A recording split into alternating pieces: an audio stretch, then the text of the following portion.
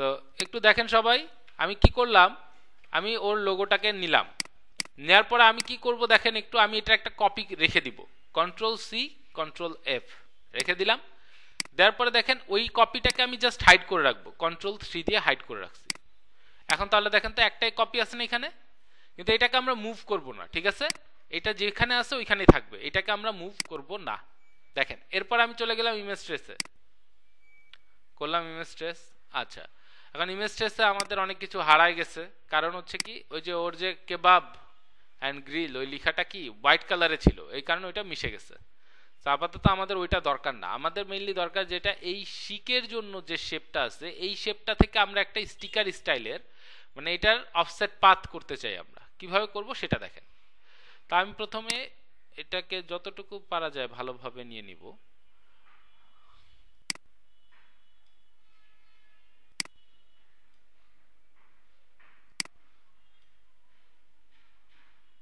আচ্ছা ওকে, ignore white করতে পারি কারণ আমার হোয়াইট কালারের দরকার না।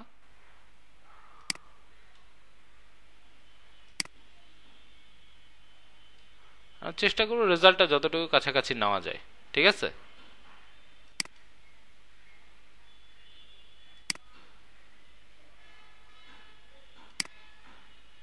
ওকে, সো আমার কাছে মনে হচ্ছে এটা অনেক কাছাকাছি গেছে। আপনারা বোঝার জন্য চাইলে এটা আরেকটা কপি এই সাইডে রাখতে পারেন, সমস্যা নাই। এক্সপ্যান্ড করে দিলাম, দেখেন এখানে ফ্যাবস এবং এই যে আমাদের যে কাবাবের ছবিটা দুইটাই হয়ে গেছে এরকম। এখন আমি কি করব দেখেন, আনগ্রুপ করে দিব, দেখতেছেন আনগ্রুপ করতে হয়েছে, সব আনগ্রুপ। সো আমি কিন্তু একটা জিনিস দেখেন, যখন আমরা এই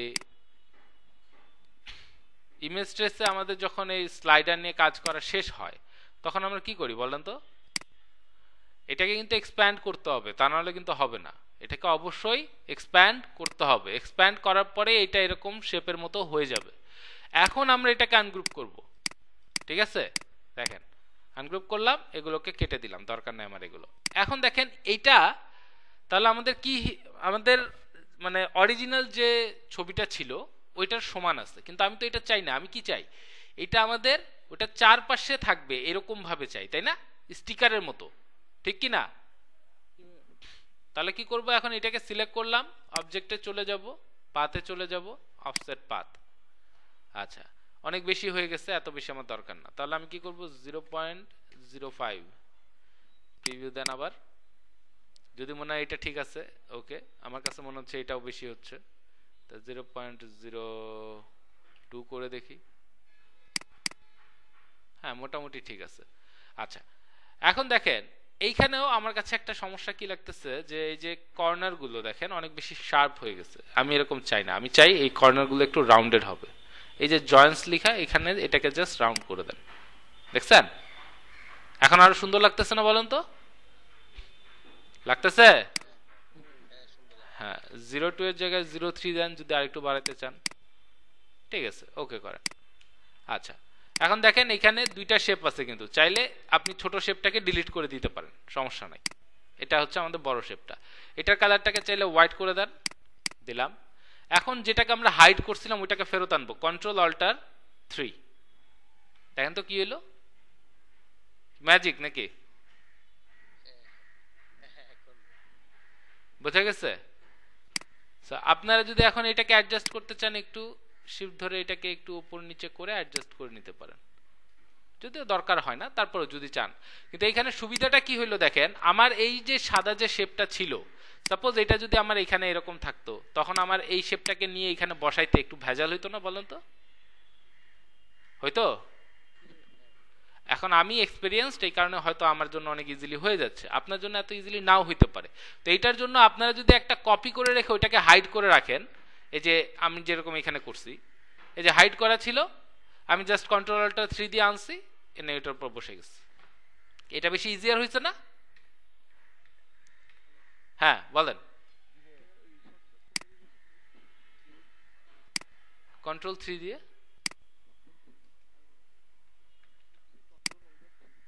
হ্যাঁ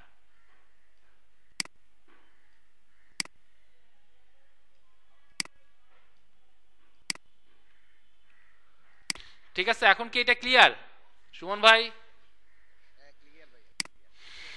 আচ্ছা প্রান্ত ভাই আপনারও ক্লিয়ার? এটা নিয়ে আর কোনো সমস্যা নেই তো?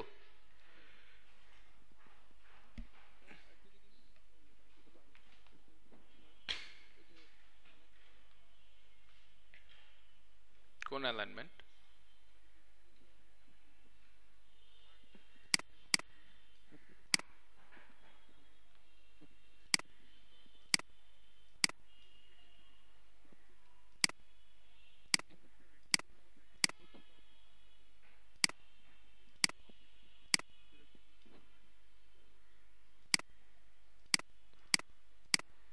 আচ্ছা আপনি কি বলতেছেন, সাপোজ এই দুইটাকে আমি এখন অ্যালাইন করব, তাই তো? অ্যালাইন করতে গিয়ে এখন আমার এখানে অ্যালাইন টু সিলেকশন করা আছে সাপোজ, নাকি? দেখেন আমি যেটা বলবো এখানে হাত দেওয়ারই দরকার নাই, আপনার অ্যালাইন টু আর্টবোর্ড আছে না, থাকুক। আপনি দেখেন চিন্তা করেন যে কাকে ঠিক রাখতে চান, আপনি কোনটা ফিক্স থাকবে আর কোনটা মুভ করবে এটা আগে ডিসাইড করেন। আমাকে বলেন কোনটাকে ফিক্স রাখতে চান? সার্কেলটাকে ফিক্স রাখতে চান, রেক্ট্যাঙ্গেলটাকে ফিক্স রাখতে চান? তাহলে কি করবেন দেখেন, জাস্ট রেক্ট্যাঙ্গেলের উপর আরো একবার ক্লিক করেন। দেখছেন আরেকবার ক্লিক করার সঙ্গে সঙ্গে এটা চারপাশে কেমন একটা ব্লু মোটা একটা বর্ডারের মতো চলে আসছে না? একটু আগে ছিল এটা। এইটা করার মানে হচ্ছে এইটা এখন আমাদের কি অবজেক্ট, মানে ও আর মুভ করবে না, ওর সাপেক্ষে বাকি সবাই মুভ করবে। বুঝতে পারছেন? এখন দেখেন, এখন অ্যালাইন করেন, বুঝা গেছে? ক্লিয়ার এখন? ওকে গাইজ, কারো কোনো কোয়েশ্চেন কনফিউশন আছে? ভাইয়া আমি এখন চাই যে সাদাটার মাঝখানে এটা আসবে, সাদাটার হ্যাঁ, মাঝখানে এই দিকটা আসবে অ্যালাইন করতে। এখন কিভাবে করব এরপরে? তো এই দুইটাকে আগে গ্রুপ করে নেন, তাহলে এই দুইটার তো আর নড়াচড়া করা যাবে না, তাই না? এই দুইটা তো এখন ঠিক থাকবে। তাহলে এই দুইটাকে সিলেক্ট করে গ্রুপ করে নেন। করলাম। এখন এই যে সাদাটা, এটা কি, এটা কি আমার আর্টবোর্ড না? তাহলে দেখেন এখানে তো অ্যালাইন টু আর্টবোর্ড করাই আছে, জাস্ট এখানে horizontal align centre, vertical align centre. ওই যে আমার তো ওই যে গ্রুপ করা থাকে না, তো সবগুলো একসাথে চলে আসে মাঝখানে। তো ওই কাজ তো করা যাবে না, যেটা অ্যালাইন হয়ে গেছে ওইটাকে গ্রুপ করে ফেলবেন, তা না হলে তো সমস্যাটা হবে তখন। ঠিক আছে? আমি এরকম অনেক কষ্ট, আমি অনেক কষ্ট পাইছি একবার সব এক জায়গায়। হ্যাঁ, আপনারা সবই জানেন কিন্তু ওগুলা ব্যবহার করতে পারেন না, এই আর কি। বুঝতে পেরেছেন? আচ্ছা যাক, ওকে ঠিক আছে। তাহলে কারো কোনো কোয়েশ্চেন কনফিউশন আছে আর?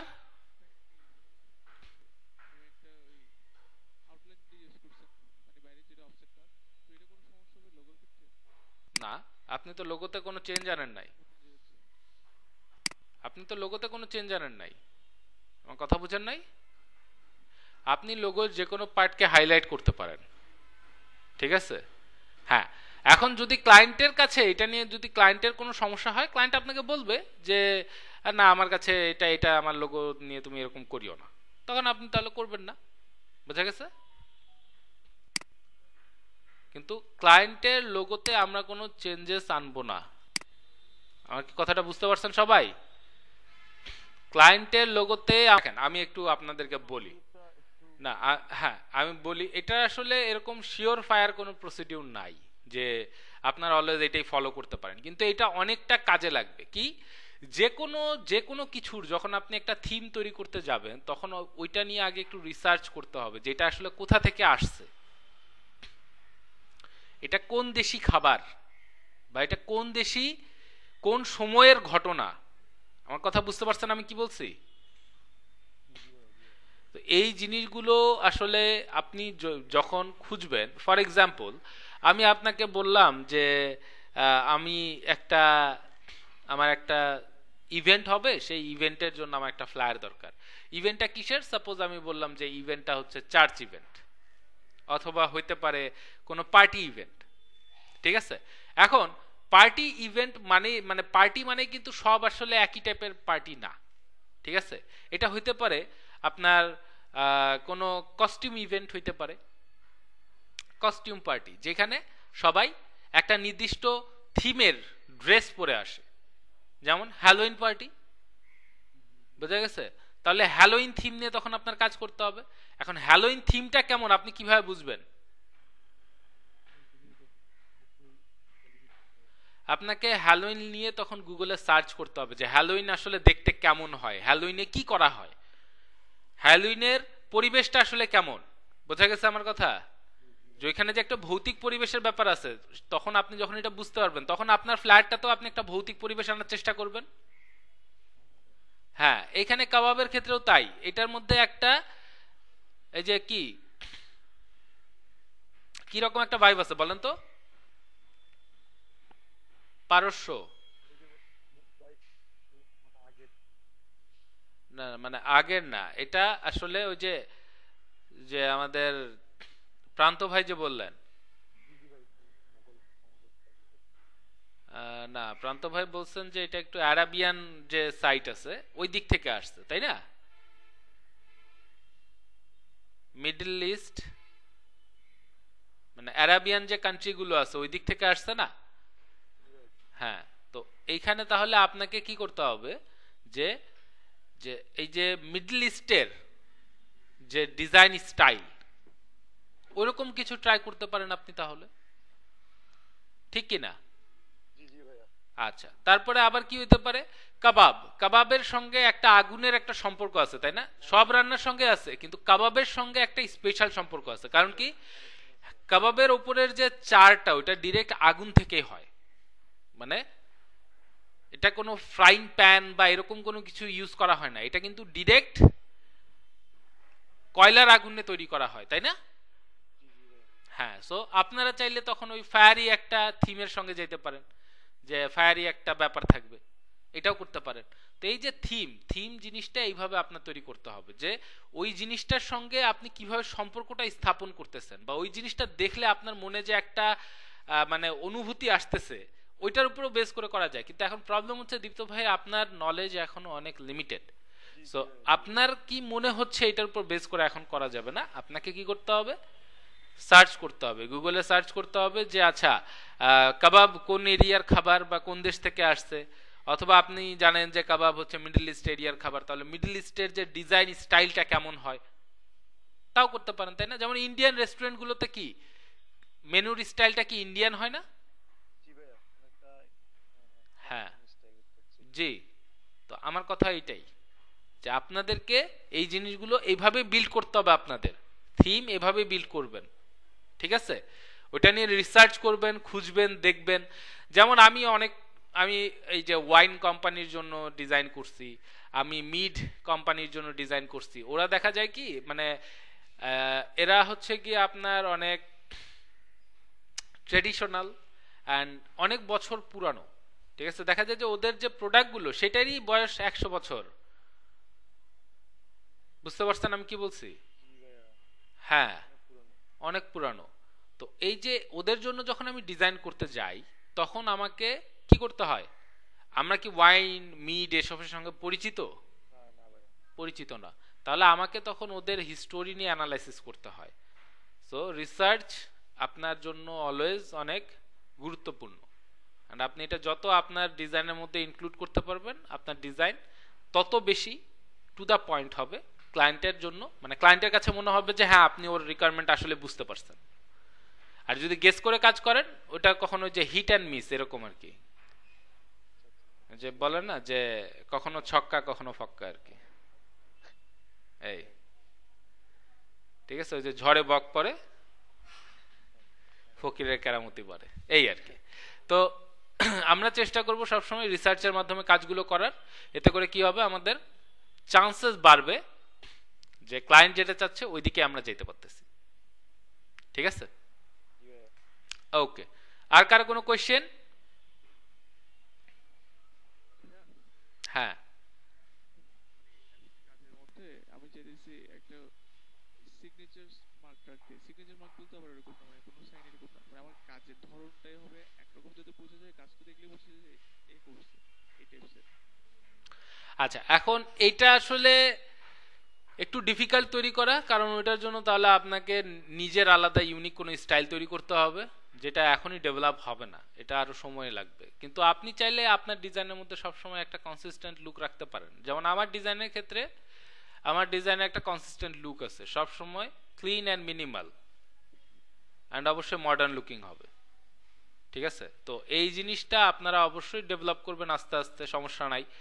দেখবেন যে কোনো একটা জিনিস আপনার মাথায় খুব ইজিলি আসে, হয়তো রাস্টিক ডিজাইনটা আপনি খুব ইজিলি আপনার মাথায় আসে, অথবা ক্লিন ডিজাইনটা আপনার মাথায় আসে খুব ইজিলি, অথবা হইতে পারে যে এই যে নকশি কাঁথার মাঠ টাইপের ডিজাইন আপনার খুব ইজিলি আসে। সো এটা প্রত্যেকটা পার্সন টু পার্সন ভ্যারি করে, অ্যান্ড অবশ্যই আপনার যে প্র্যাকটিস করতেছেন যেটার উপর, ওইটাও অনেকটা ডিপেন্ড করে এটার উপর। যেমন আপনারা এখন কিন্তু যারা আমার সঙ্গে ক্লাস করতেছেন এবং আমার বকা খেয়ে খেয়ে কাজ শিখছেন, তাদের মধ্যে অটোমেটিক্যালি ক্লিন একটা ব্যাপার চলে আসবে। কি কারণে? এখন যদি মানে কিছু করতে চাই তাহলেই মাথায় আসে মিনিমাম ওইটাই মাথায় আসে প্রথমে। হ্যাঁ, অ্যান্ড একই সঙ্গে আপনার অ্যালাইনমেন্ট গুলো ঠিক হয়ে যাবে, একা একা ঠিক করতে হবে আর কি। এখনো যদি ঠিক না হয় আরো প্র্যাকটিস করতে হবে, কারণ কি হ্যাঁ মানে যে কোনো কিছু আমার টেনে বড় করে ফেলতাম, জি এই জিনিসটা আমার বেশি ভুল হতো। আচ্ছা ওকে আপনি বলার পর বারবার বলার পর এখন আমার এটা ঠিক আছে। Okay great. তো এই যে এখন আমার ডিজাইনের একটা ছাপ আপনাদের মধ্যে চলে আসছে, তাই না? তো কিছু জিনিস আপনাদের মধ্যে চলে গেছে এটা। তো এখন এইভাবেই আপনারা যত বেশি প্র্যাকটিস করবেন আস্তে আস্তে নিজেদের স্টাইল আপনারা ডেভেলপ করবেন। ঠিক আছে, এটার আর কোনো বিকল্প নাই।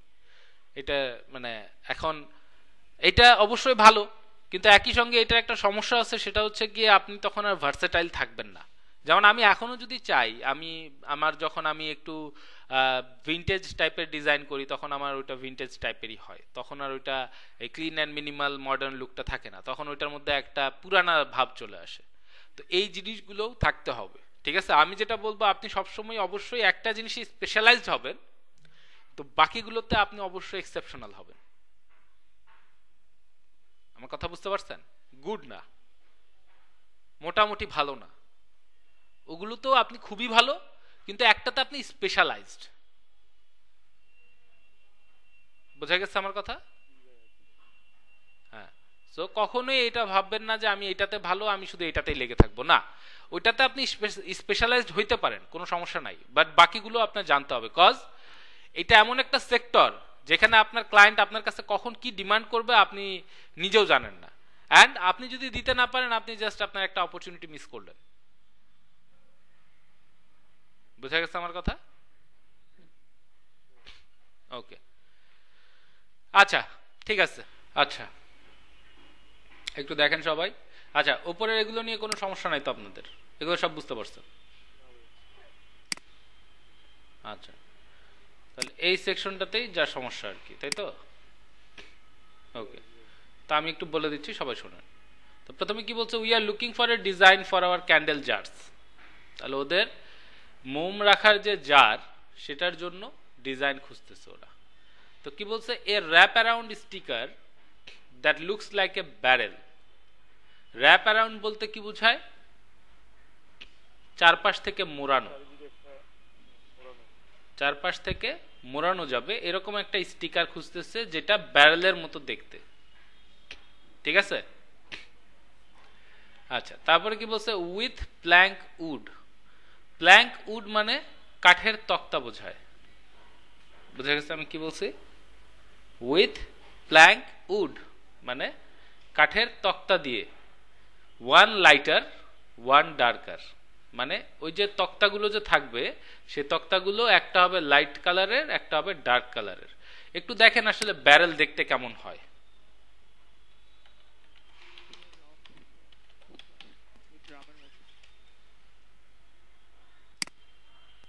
কাঠের ড্রামি এগুলো, ঠিক আছে? দেখতেছেন তক্তা আছে না এখানে পরপর সাজানো? তো ও বলতেছে এই তক্তাগুলো একটা লাইটার কালারের হবে, একটা ডার্কার কালারের হবে, এইভাবে তক্তাগুলো সাজানো থাকবে। বোঝা গেছে আমার কথা? আচ্ছা ভাই, হ্যাঁ ওই আমরা তো ভাই ওই র্যাপটা বানাচ্ছি না, র্যাপ ওই র্যাপ র্যাপ আমি তো ভাবে র্যাপ বানাই, আমি তো তক্তার কোনো কাজ না। তাই কি বলছে আপনাকে দেখেন তো, wrap around sticker that looks like a barrel. আচ্ছা আচ্ছা, বলছি মানে আমি যে র্যাপটা বানাবো ওইটা একটা ব্যারেলের মতো দেখতে হবে, এবং যে আমি মানে ব্যারেলের মতো দেখতে হবে, এবং যে তক্তাগুলো আমি দিব একটা লাইট কালার হবে, একটা ডার্ক কালার হবে। জি, তারপরে বলছে alternating with the bands of A barrel.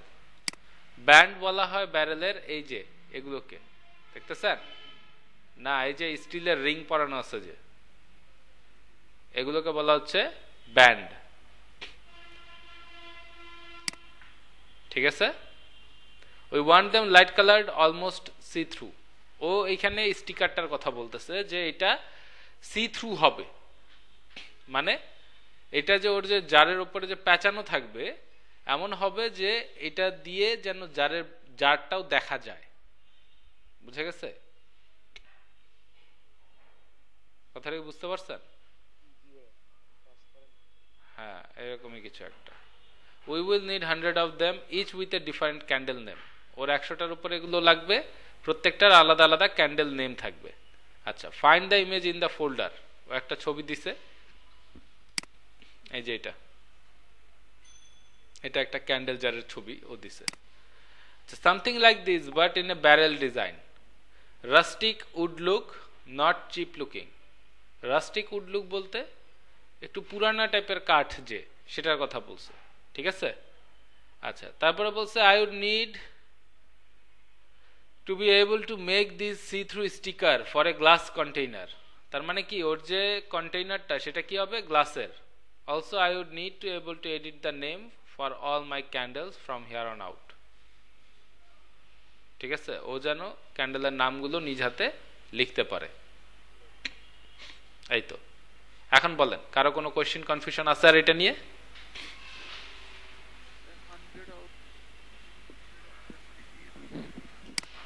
মানে দেখেন, ও বলতে চাচ্ছে যে এই যে ব্যারেল ক্যান্ডেল জারের জন্য যে আমরা যে ডিজাইনটা তৈরি করতেছি, এরকম ওর 100টার মতো ডিজাইন লাগবে বা 100টারও বেশি ডিজাইন লাগবে। কেন?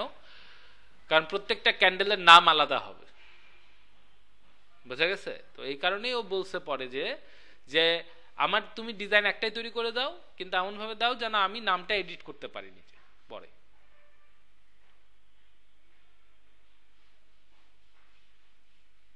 বোঝা গেছে প্রান্ত ভাই কি বলছি আমি? করতে হবে বলতেছে, আমার মানে কি পুরো এই ডিজাইনটাকে র‍্যাপ করতে হবে। ডিজাইনটাকে র‍্যাপ করতে হবে মানে লোগোটাকে র‍্যাপ করে তাও করতে হবে। কেন? লোগোর কথা এখানে কোথা থেকে আসতেছে? কিভাবে করতে হবে আমি তো সেটা বলবো না আপনাকে। এইখানে কি বলছে, wrap around sticker that looks like a barrel.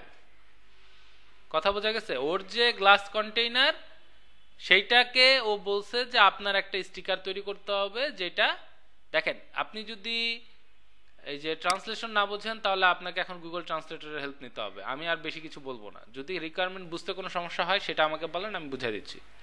Meaning বুঝতে সমস্যা হলে আমি ওটা বুঝাই দিব না, ওটা আপনাদের নিজেদের এখন কষ্ট করে বুঝতে হবে, ট্রাই করতে হবে। বোঝা গেছে?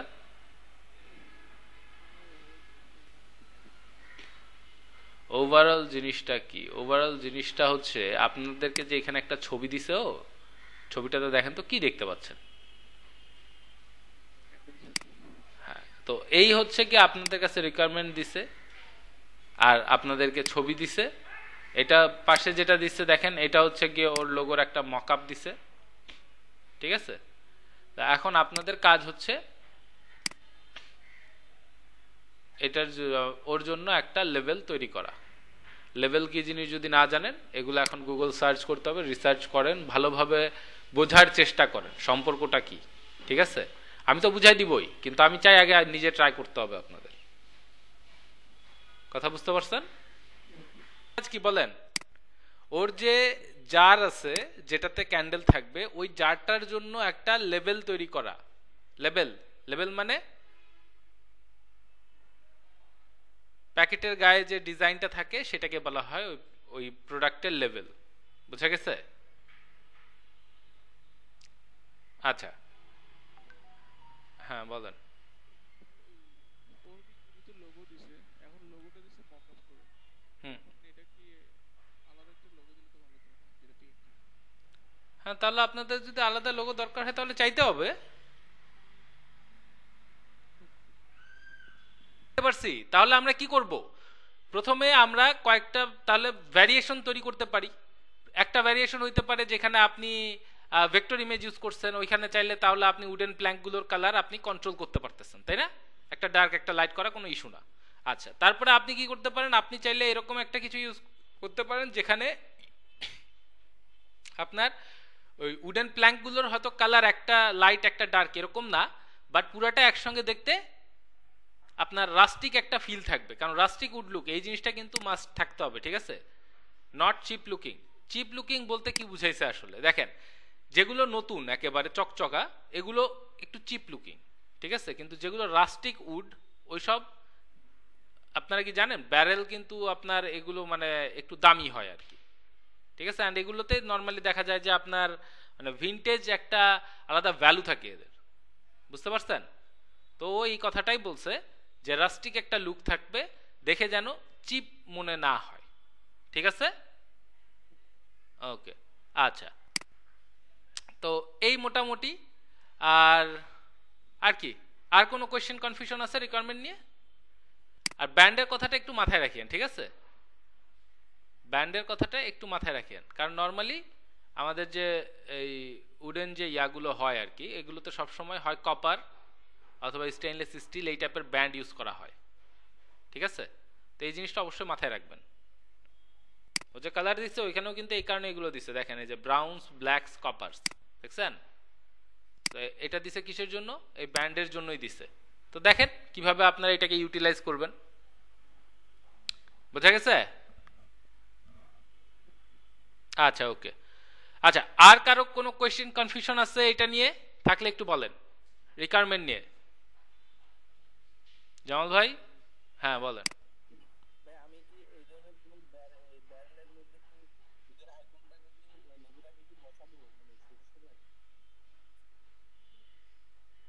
আমি তো এটা বলবো না আপনাকে, আপনি কি করবেন?